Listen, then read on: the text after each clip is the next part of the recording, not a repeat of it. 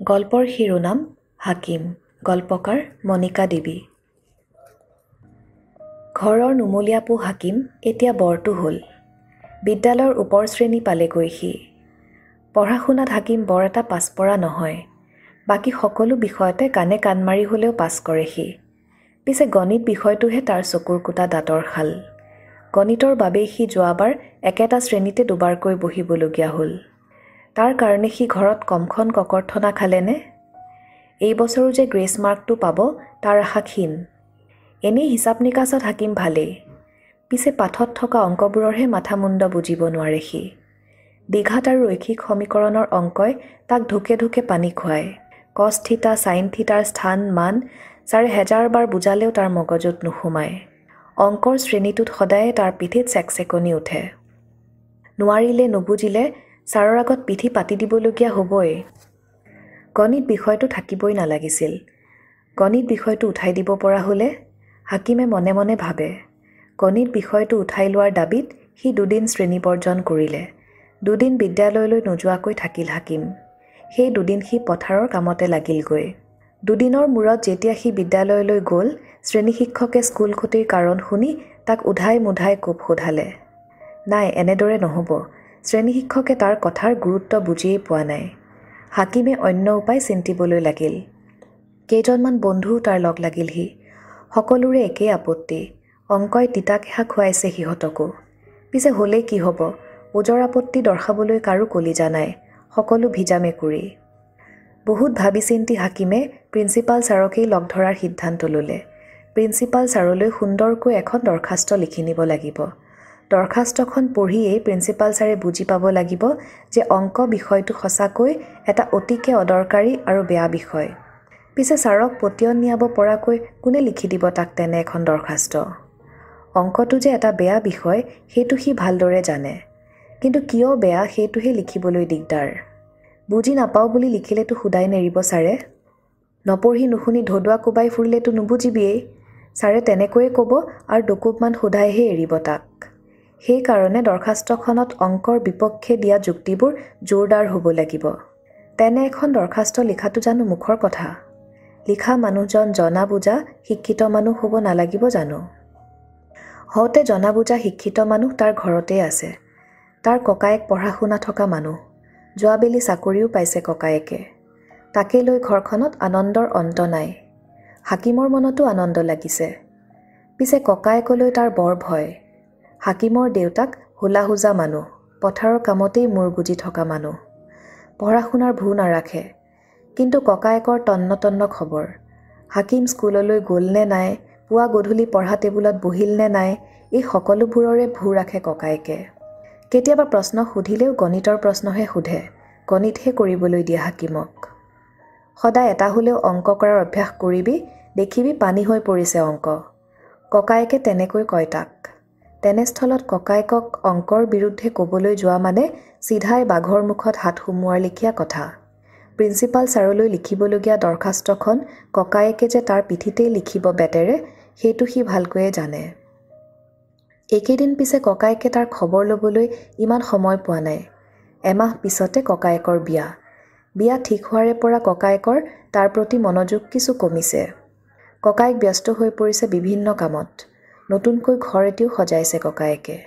মিস্ত্ৰী কামলাৰে ভৰি আছে ঘৰ।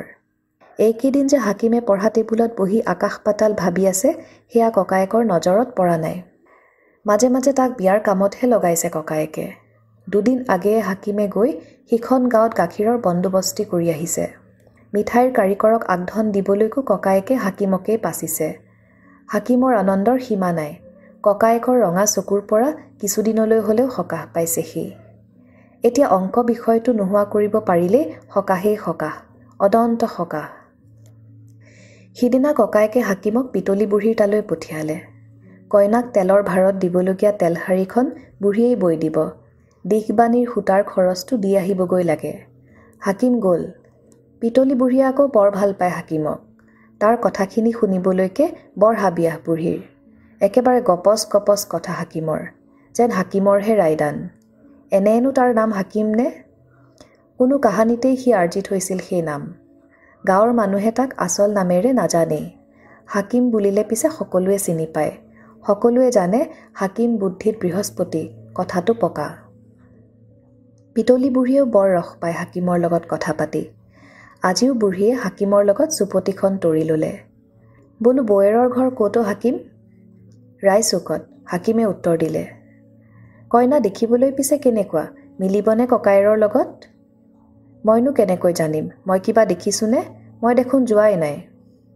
আই, যোৱাই নাইনে তই? কইনা চাবলৈ কোনেও নিয়াই নাইনে তোক? ৰায়চুক দেখোন তেনেই ওচৰ, তামোল এখন খোৱাৰ বাট। মটৰত উঠিলিহে, সিপিনে নামিবৰ হ'লেই, সেইকণ বাটকেই পাৰ হ'ব পৰা নাইনে তই? পিতলী বুঢ়ীয়ে আচৰিত হৈ সুধিলে।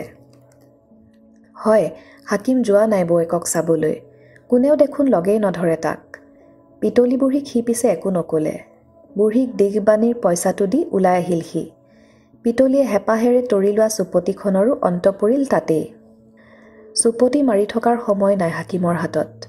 পিতলী বুঢ়ীৰ কথাই হাকিমৰ বুদ্ধিৰ বাটৰ দুৱাৰ মোকলালে। হয়তো সিচোন যাব পাৰে বৌয়েকক চাবলৈ। ৰায়চুকৰ চকত নামিলেই হ'ল।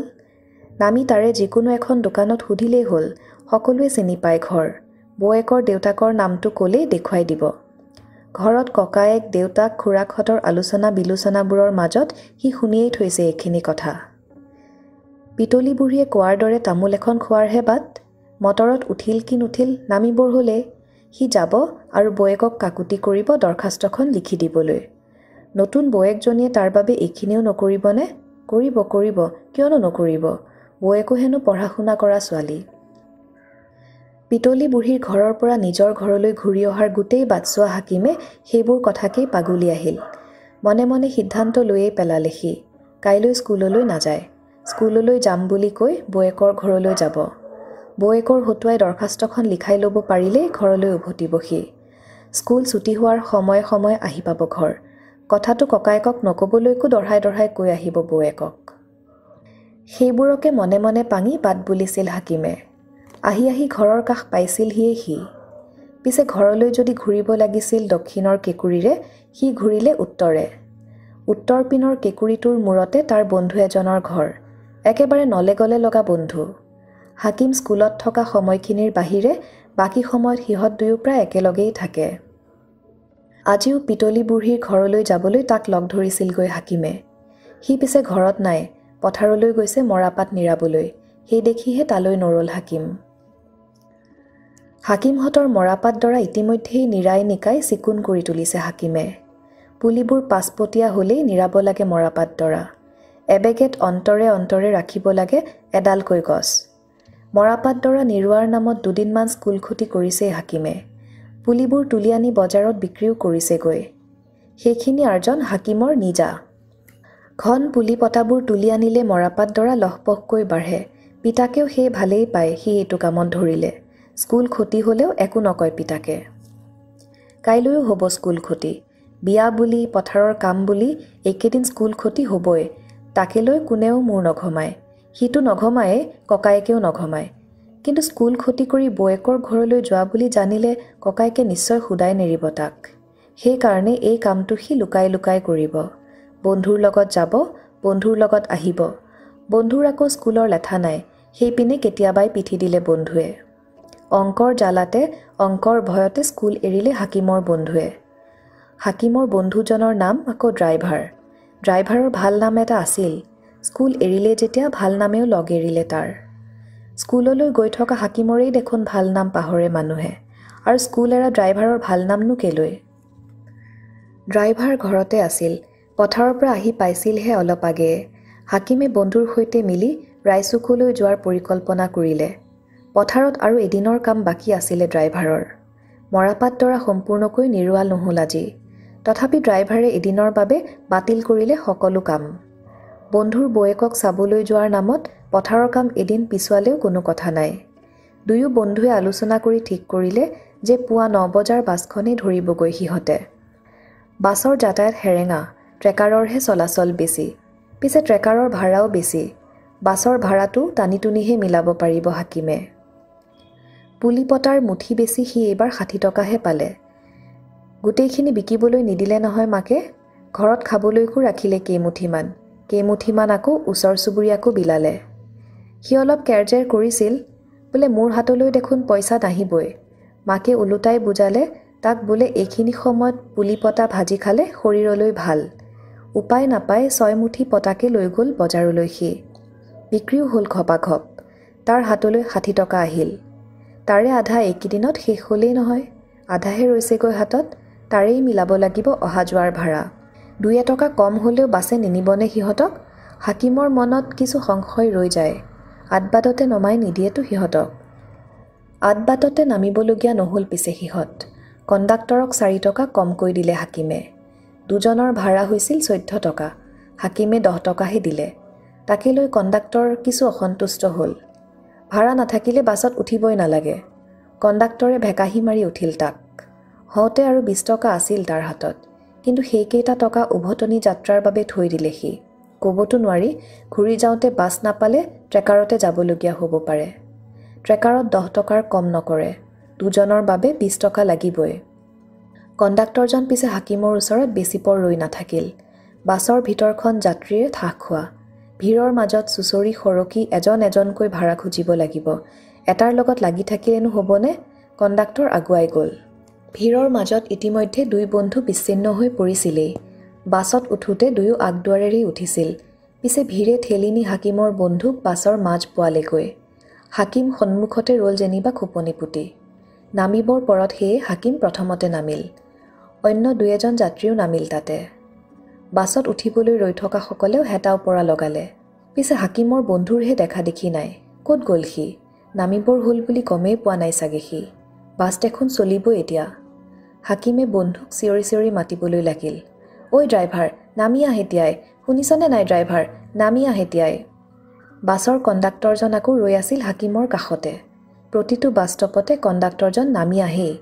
যাত্ৰীবোৰতো কম নহয়, সুৰুঙা পালেই ভাড়া নিদিয়াকৈ পলাব খোজে। কণ্ডাক্টৰজন সেই ৰৈ থাকেহি তলত, বাছৰ দুৱাৰখনৰ সন্মুখতে। নামি যোৱাখিনিৰো মুখ দেখে, আকৌ নতুনকৈ উঠাখিনিৰো মুখ চিনি লয়। উঠা নমা শেষ হ'লে আকৌ যেতিয়া চলিবলৈ ধৰে বাছখন, কণ্ডাক্টৰজন দৌৰি দৌৰি গৈ ডুব দি উঠি লয় বাছত আৰু হেণ্ডিমেনৰ লগতে একেলগে পাওদানিত ওলমি ওলমি যায় কিছু দূৰলৈ। আজিও সি মানুহখিনি উঠালৈ ৰৈ আছিল। হাকিমৰ চিঞৰ শুনি সি হাকিমলৈ চালে। 4 টকা কমকৈ দিয়াটো ইয়েই আছিল। কণ্ডাক্টৰে চিনিব পাৰিলে তাক। ড্ৰাইভাৰ কণ্ডাক্টৰৰ ওপৰত যাত্ৰীৰ বিৰক্তি, বিৰাগ এইবোৰতো নিত্য নৈমিত্তিক ঘটনা, ঘটিয়েই থাকে সদায়। কোনোবা এটা ষ্টপত বাছখন অলপ বেছি সময় ৰখালেই যাত্ৰীবোৰৰ ফাই উঠি যায় আৰু ড্ৰাইভাৰ কণ্ডাক্টৰক গালি পাৰিবলৈ আৰম্ভ কৰে। কিন্তু সেইবোৰ গাত লগাই নলয় ড্ৰাইভাৰ কণ্ডাক্টৰে। কৰ্ণপাতেই নকৰে যাত্ৰীৰ কথালৈ। নিজৰ ইচ্ছামতে গাড়ী চলায়, আকৌ ইচ্ছামতে ৰখায়ো থয়। কেতিয়াবা কোনোবাই বেছিকৈ কৈ থকা যেন পালে মাৰি পঠিয়াই কথাৰ অমোঘ অস্ত্ৰ। বোলো ইমান যদি দিগদাৰ হৈছে, নিজৰ গাড়ীলৈ আহিব লাগে। বছ কৰ্তাজনে সেইপিনেই তাপ মাৰে। আজিৰ কৰ্তাজনৰহে মতলব বুজি নাপালে কণ্ডাক্টৰে। ইয়াৰ আকৌ কি হ'ল? ড্ৰাইভাৰেনো কি জগৰ লগালে তোৰ যে তই ড্ৰাইভাৰক চিঞৰি চিঞৰি মাতিবি? তই দেখোন নামিবলগীয়া ঠাই পালিহিয়ে। কণ্ডাক্টৰেনো কেনেকৈ জানিব হাকিমৰ বন্ধুৰ নামহে যে ড্ৰাইভাৰ? কণ্ডাক্টৰৰ মূৰ গৰম হৈ আহিল। চাল্লা পেন্দুকণা ল'ৰা, তোৰ ইমান সাহ, ড্ৰাইভাৰক চিঞৰি নামি আহিবলৈ কওঁ, ভাড়াও দিবি কমকৈ আৰু ড্ৰাইভাৰকো গালি পাৰিবি। এইবুলি চিধাই গৈ কণ্ডাক্টৰে হাকিমৰ চোলাৰ কলাৰত খামুচি ধৰিলেগৈ আৰু চৰ কিল গোৰ সোধাবলৈ ধৰিলে তাক। আচম্বিত আক্ৰমণত হাকিম হতভম্ব হৈ পৰিল। সি বুজাব খুজিলে কণ্ডাক্টৰক, কিন্তু কণ্ডাক্টৰে তাক একো ক'বলৈকে সুযোগ নিদিলে। চৰ কিলৰ প্ৰকোপ বাঢ়িহে গ'ল। বাছৰ হেণ্ডিমেন দুজনেও মহা উৎসাহেৰে কণ্ডাক্টৰৰ লগত হাত উজান দিলেহি।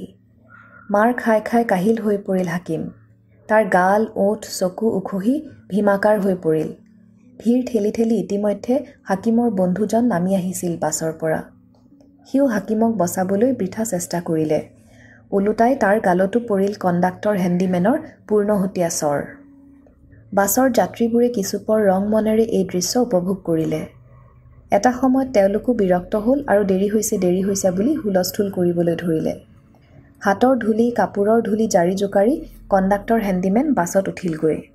ধূলি উৰুৱাই গুচি গ'ল বাছ। লগ মাৰণিয়ে উখহাই পেলোৱা হাকিম আৰু ড্ৰাইভাৰৰ গালমুখ ধূলিয়ে পোত খুৱাই পেলালে। ড্ৰাইভাৰে ক'লে, ব'ল ঘূৰি যাওঁ, এনেকৈনো নতুন মানুহ ঘৰলৈ যামনে?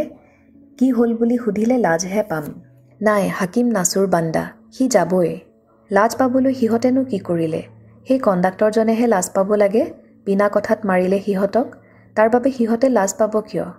হাকিম যাবই, দৰখাস্ত সি লিখি আনিবই।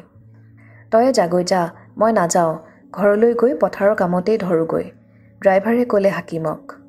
নতুন ঘৰখনলৈ আলহী খাবলৈ যোৱাৰ হাকিমৰ বৌয়েকক দেখা পোৱাৰ সকলো উৎসাহ ইতিমধ্যেই পানী হৈ গৈছে ড্ৰাইভাৰৰ। দৰখাস্ত লিখি নিয়াৰ তাৰণাও তাৰ নাই। সি নহা হ'লেই ভাল আছিল। হাকিম দেখোন অকলেই আহিব পাৰিলে হয়। মিছামিছি তাক লগত আনি হাকিমৰ নগুৰ নাগতিখনহে হ'ল। হাকিমে জোৰ কৰোঁতেও ড্ৰাইভাৰে নিজৰ মত সলনি নকৰিলে। উপায় নাপাই হাকিমে 10 টকীয়া এখন গুজি দিলে ড্ৰাইভাৰৰ হাতত। ৰাস্তাটো পাৰ হৈ ড্ৰাইভাৰে ঘৰমুৱা বাছলৈ অপেক্ষা কৰিবলৈ ধৰিলে। আক সুধি তাক সুধি হাকিম গৈ বৌয়েকৰ ঘৰত উপস্থিত হ'ল। চোতালত দেখা পালে এহাল আদহীয়া মানুহক। ঘৰৰ পৰা ওলাই আহিল হাকিমৰ বয়সৰেই 2টা ল'ৰা। সিহঁতে হাকিমক ভৰিৰ পৰা মূৰলৈ চালে। নাই, কোনেও চিনিবই নোৱাৰিলে তাক। চিনিবনো কেনেকৈ? তাক কোনেও দেখাই নাই নহয়। তাতে আজি তাৰ মুখৰ গতিয়েই নাইকিয়া হৈছে। কণ্ডাক্টৰ হেণ্ডিমেনৰ লগ মাৰণিত তাৰ গাল মুখ উখহি উঠিছে। চুলিবোৰ হৈছে আউল বাউল। চোলাটোও টনা আজোৰাত ফিচিকি গৈছে কান্ধৰ পিনে। সদায়ৰ চিনাকিজনেও আজি ধৰিব পৰাটো টান হৈছে হাকিমক। এদিনীয়া মানুহ ঘৰে চিনে কেনেকৈ? বাৰাণ্ডাৰ বেঞ্চখনতে হাকিম বহিলগৈ আৰু তাৰ পৰিচয় দিলে। ককায়েকৰ নামটোও ক'লে। ককায়েকৰ নামটো ল'বলৈহে পালে সি, যাদুৰ দৰে তাৰ সন্মুখত আবিৰ্ভাৱ হ'ল ককায়েক। ফুলি থকা চকু দুটা সি হাতৰ তলুৱাৰে মোহাৰি ল'লে। সঁচাকৈয়ে দেখিলেনে সি? সঁচাকৈয়ে ঘৰটোৰ ভিতৰৰ পৰা ওলাই আহিছে ককায়েক। তাৰ পিনে ঘোপাকৈ চাইছে। ককায়েকে দেখোন অফিচলৈ যাম বুলি পুৱাই ঘৰৰ পৰা ওলাই আহিছিল। হাকিমে বুজিলে যে সকলো কষ্ট, সকলো পৰিকল্পনা অথলে গ'ল আজি। দৰখাস্ত লিখি নিয়া নহ'ল আৰু তাৰ। হাকিমেনো কেনেকৈ জানিব ককায়েকক যে ইয়াতে লগ পাব? ককায়েকৰ পিছে পিছে ওলাই আহিছে মেখেলা চাদৰ পিন্ধা ছোৱালী এজনী। এওঁৱেই চাগে বৌয়েক। হাকিম বহাৰ পৰা উঠিব লাগে, বৌয়েকক থিয় হৈ নমস্কাৰ জনাব লাগে। হাকিমে জানে সকলোখিনি শিষ্টাচাৰ। কিন্তু ককায়েকৰ আগত বেঙে মোটা গৰুৰ দৰে হ'ল হাকিম। তাৰ হাত ভৰিত কঁপনি উঠিবলৈ ধৰিলে। ককায়েকে ভাবি কইনাক লগত লৈ আজি চিনেমা চাবলৈ যোৱাৰ কথা। অফিচত চিএল লৈ থৈছে ককায়েকে। সাজি কাচি ওলাইছে ভাবি কইনা। যাবলৈ সাজু হৈ বাহিৰলৈ ওলাই আহিছিলহে সিহঁত। হাকিমক দেখি আচৰিত হৈ ৰৈ গ'ল ককায়েক। এইখিনি সময়ত স্কুলত থকাৰহে কথা। হাকিমৰ অবিন্যস্ত অৱস্থা দেখি ককায়েকৰ মনত সংশয় উপজিল। কিবা খবৰ লৈহে আহিছে নেকি? কিবা বেয়া খবৰ? ককায়েকে সুধিলে তাক। নাই নাই, একো খবৰ নাই। নবৌয়েকৰ খবৰ ল'বলৈহে আহিছে সি। নবৌয়েকক চাবলৈ, নবৌয়েকৰ ঘৰলৈ আলহী খাবলৈ আহিছে। তাকে কৈ সি বৰ আশাৰে নবৌয়েক বুলি ভবা ছোৱালীজনীৰ মুখলৈ চালে। তাক ভিতৰলৈ মাতি নিনিবনে নবৌয়েকে? ককায়েকৰ খঙৰ পৰা ৰক্ষা নকৰিবনে তাক? বৌয়েকৰ মুখমণ্ডল গোমা, অন্ধকাৰাচ্ছন্ন।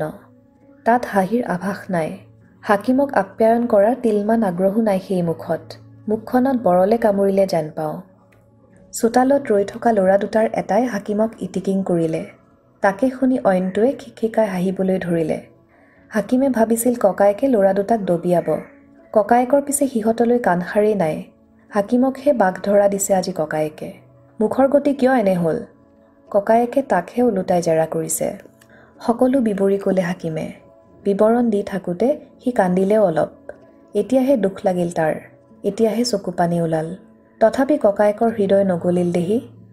তোক সিহঁতে মাৰি মাৰি শেষ কৰি পেলাব লাগিছিল আজি, ককায়েকে খঙেৰে ক'লে। বহুকেইটা দোষ কৰিছে আজি হাকিমে।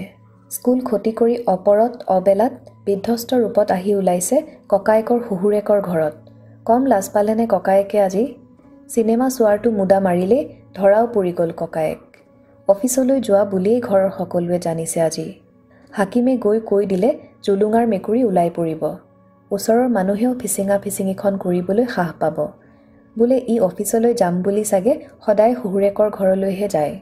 বিয়া নহওঁতেই এইখন, বিয়া হ'লে আৰু বা কি? নাই নাই, গাঁৱৰ মানুহৰ আগত হাঁহিয়াতৰ পাত্ৰ হ'ব নোৱাৰি। তাৰ আগেই ব্যৱস্থা ল'ব লাগিব। হাকিমৰ ককায়েক আৰু নৰল শহুৰেকৰ ঘৰত। হাকিমক লগত লৈ ঘৰ পালেহি। আদহীয়া মানুহহালে আলহ-উদহ কৰিব খুজিছিল। বোলে আজি প্ৰথম আহিছে ল'ৰাটো, চাহপানী এটোপাকে খুৱাই পঠিয়াও। নাই, ককায়েকে কাৰো কথা নুশুনিলে। হাকিমৰ কাণত ধৰি চুচৰাই পাৰ কৰালে শহুৰেকৰ চোতাল। ঘৰলৈ আহি মানুহ গোটালে ককায়েকে। হাকিমৰ খুৰাকৰ ঘৰ ওচৰতে, বেৰখনৰ ইপাৰ সিপাৰ। ককায়েকে মাত লগাওঁতেই খুৰাক আহি হাজিৰ হ'লহি।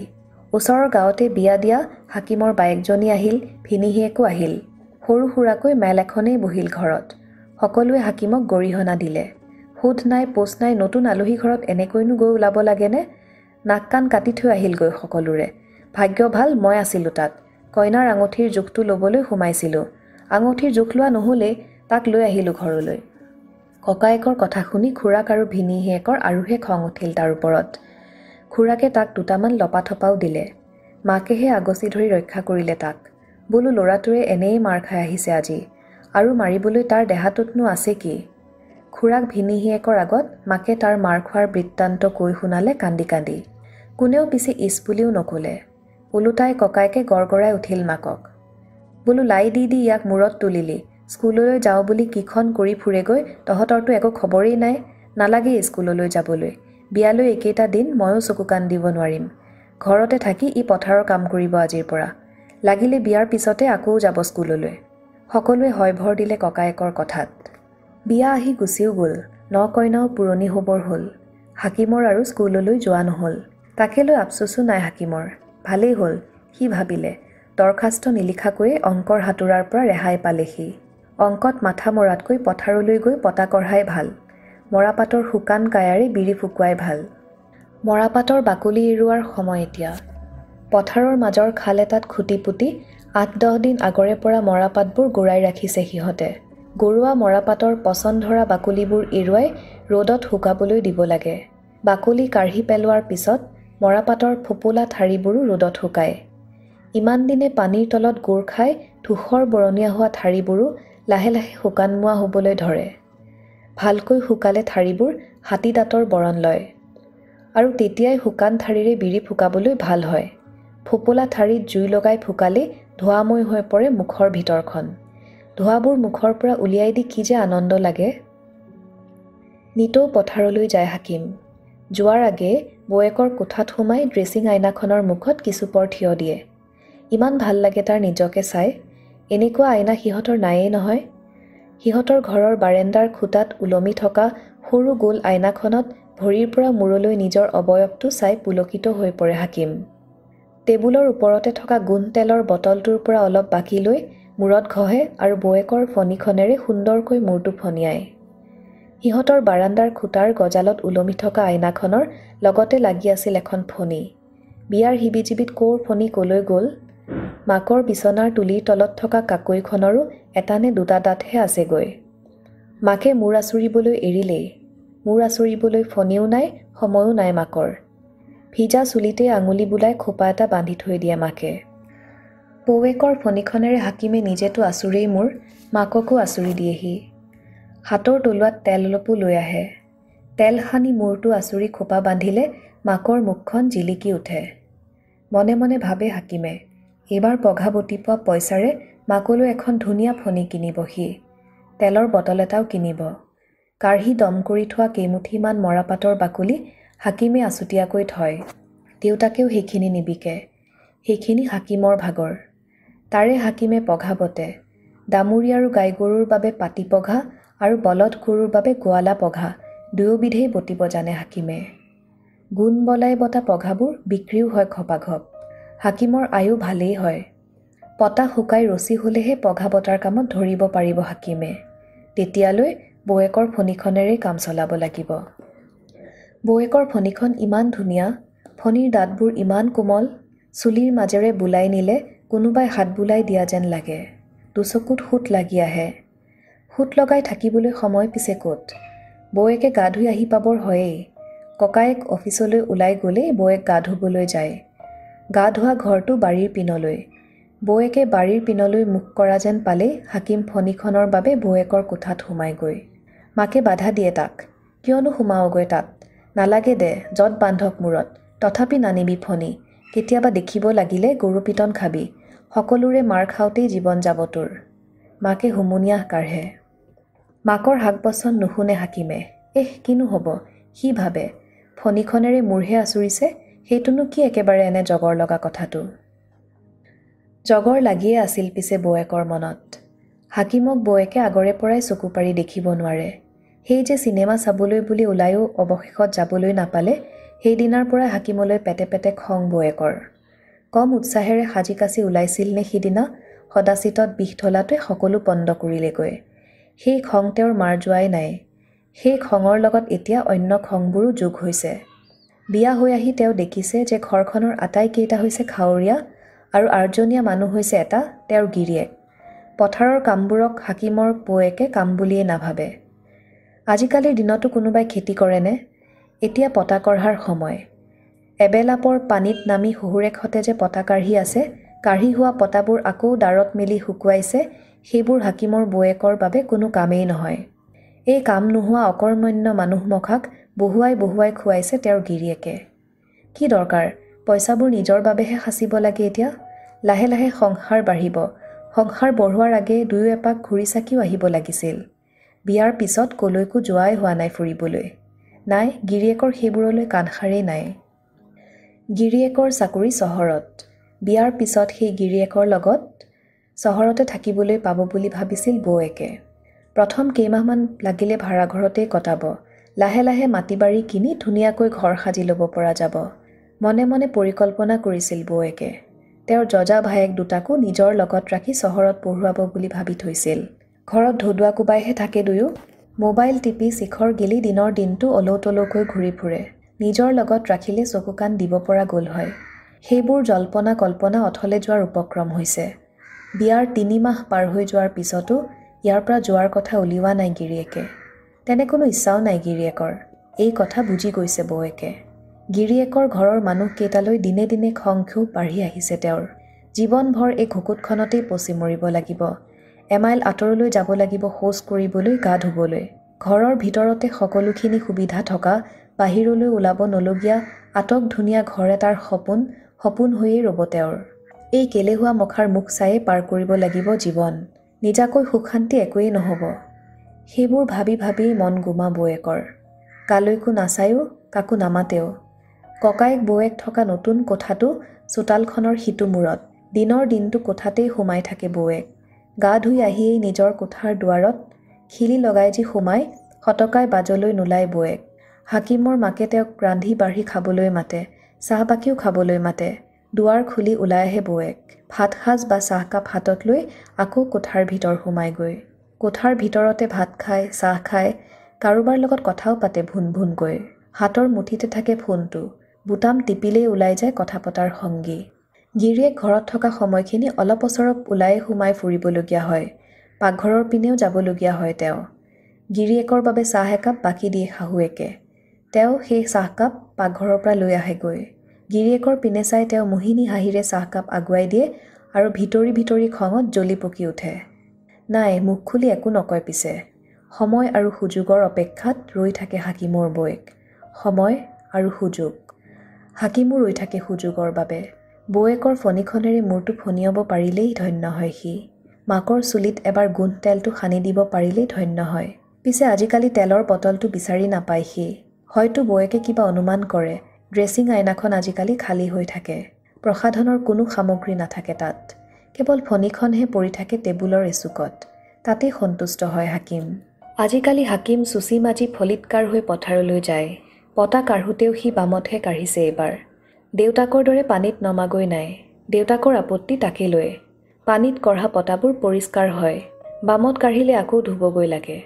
লাগিলে সি ধুবলৈকে যাব, তথাপি সি পতা গৰুৱা পানীত নানামেগৈ। পথাৰৰ কাষেৰে পাৰ হৈ যায় স্কুলীয়া ল'ৰা ছোৱালীবোৰ। হাকিমে সিহঁতলৈ চায়। দুই একোটাই ৰিঙি মাৰি সোধে তাক, হাকিম, স্কুল এৰিলিয়েই নেকি? সি একো নামাতে, মাথো চাই থাকে সিহঁতলৈ।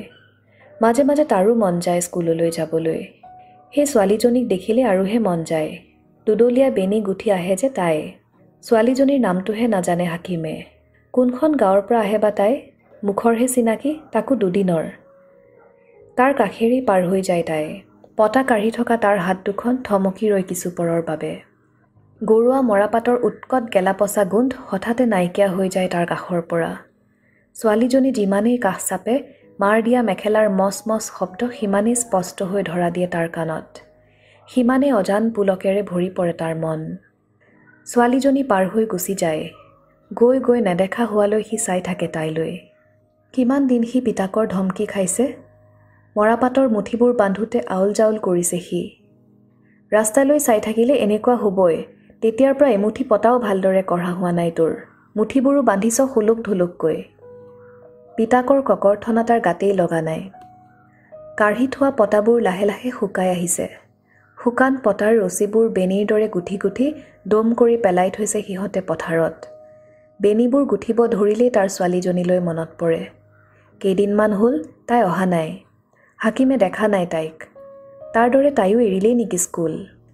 সি ভাবে আৰু ভাবি ভাবি অস্থিৰ হয়। সি ড্ৰাইভাৰক সোধে তাইৰ কথা। হাকিমহঁতৰ পথাৰত হাউৰি কাটিবলৈ আহিছে ড্ৰাইভাৰ। মৰাপাতৰ খেতি কৰা মানুহ কমি আহিছে গাঁৱত। যি কেইঘৰে কৰে ইঘৰে সিঘৰৰ পথাৰত হাউৰি কাটি সহায় কৰি দিয়েহি। এইখিনি কাম শেষ হ'লে হাকিমো যাব ড্ৰাইভাৰহঁতৰ পথাৰলৈ। লাগি ভাগি একেলগে শেষ কৰিব কাম।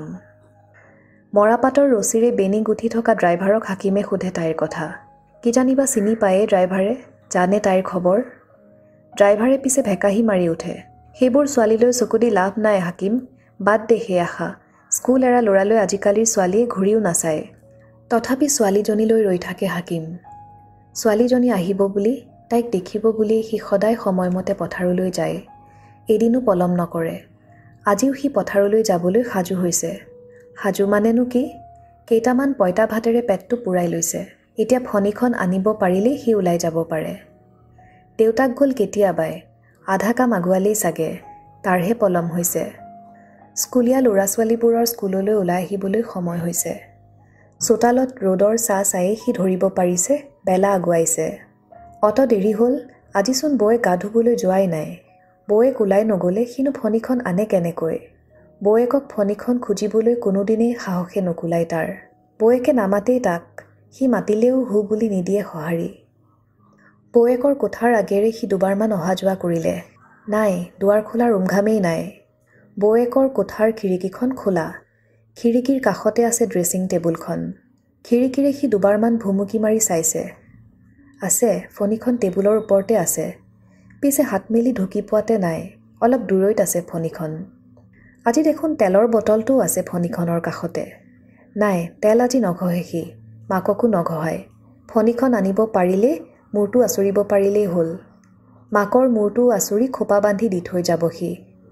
নহ'লে গোটেই দিনটো মাক জাপৰি হৈয়ে থাকিব। মূৰ আঁচুৰিবলৈ মাকৰ ফণী নাই, সময়ো নাই আৰু ইচ্ছাও নাই। সেই বুলিয়েই সি মাকক তেনেকৈ এৰি যাবনে? দীঘল কিবা এডাল পোৱা হ'লে, হাকুটিৰ দৰে আকোশা থকা দীঘল কিবা এডাল। সি ইফালে সিফালে চকু ফুৰাই চালে। ভঁৰাল ঘৰৰ কাঠিতে পৰি আছিল মাছ হনা জোৱাৰ পাত। কেতিয়াবা সন্ধিয়া সি জোৰ চাবলৈ গ'লে জোৱাৰ পাতো লৈ যায় লগত। জোৱাৰেৰে সানি মাছ ধৰে পথাৰৰ পানীত। গোহালি ঘৰৰ বেৰতহে আওজাই থোৱা থাকে জোৱাৰ পাত। ভঁৰাল ঘৰৰ কাঠিলৈ কোনেবা আনিলে ভালেই কৰিলে। তেনেকৈ ভাবি হাকিমে জোৱাৰ পাত তুলি ল'লে হাতত। জোৱাৰ পাত সি খিৰিকীৰে সন্তৰ্পণে সুমুৱাই দিলে বৌয়েকৰ কোঠাৰ ভিতৰলৈ। জোৱাৰ পাতৰ মূৰৰ পিনে থকা লোহাৰ জোংবিলাকৰ মাজত ফণীখন সুমুৱাই কিছু ওচৰ চপাই আনিব পাৰিলেই ফণীখন হাতলৈ আহিব তাৰ। বৌয়েকে নেদেখোঁতে মূৰ আঁচুৰি আকৌ যথাস্থানত ফণীখন থ'ব পাৰিলেই তাৰ কাম শেষ। সি ভিৰাই লৰ ধৰিব পথাৰলৈ।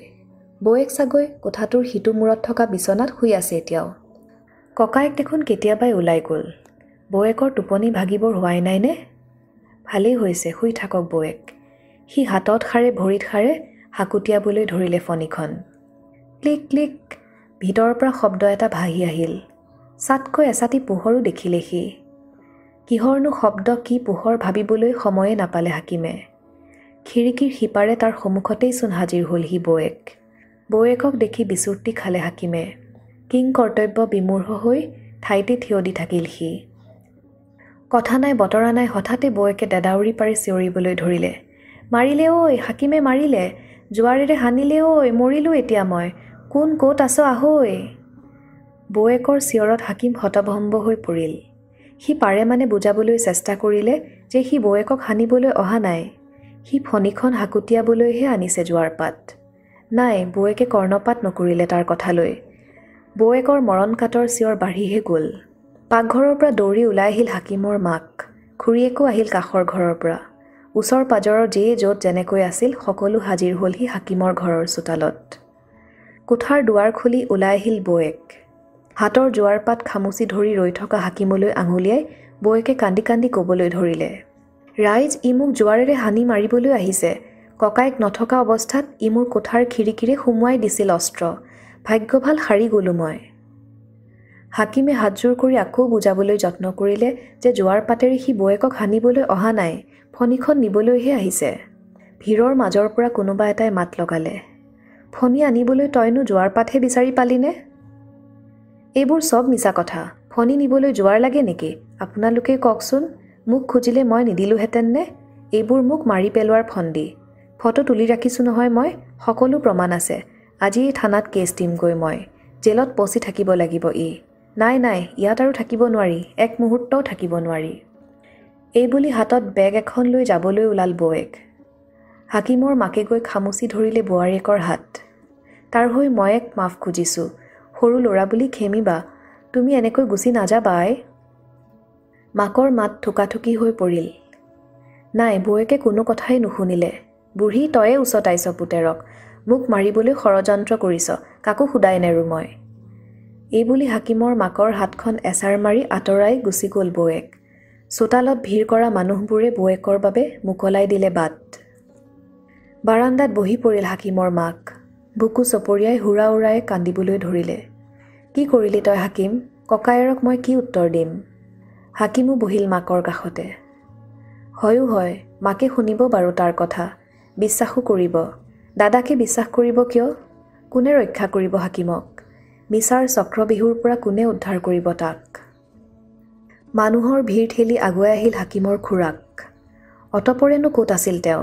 কিবা একাষাৰ ক'বই পাৰিলে হয়, বৌৱেকক বুজাবই পাৰিলে হয়, বৌৱেকক যোৱাত বাধা দিবও পাৰিলে হয়। এতিয়াও যদি আগুৱাই যায় খুৰাক, বৌৱেকক কিজানি ঘূৰাই আনিব পাৰেই।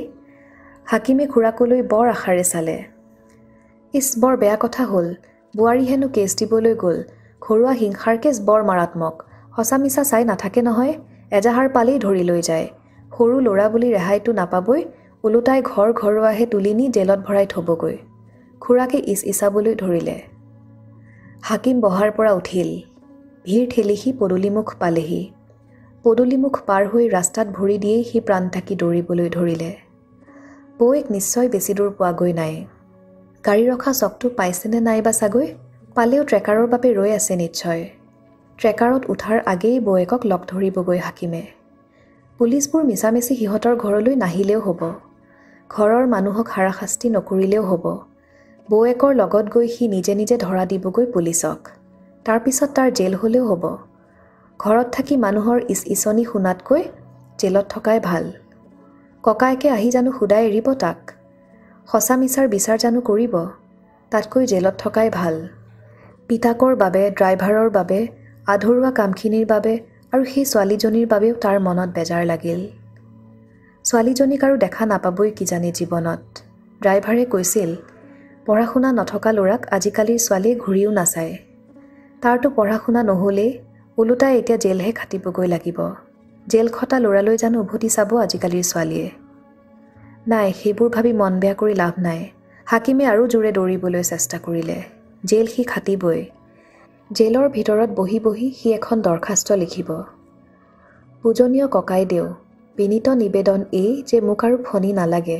অনুগ্ৰহ কৰি মাক এখন ফণী কিনি দিয়ে যেন। এই মোৰ সৰল প্ৰাৰ্থনা। ইতি আপোনাৰ একান্ত বাধ্য ভাই হাকিম।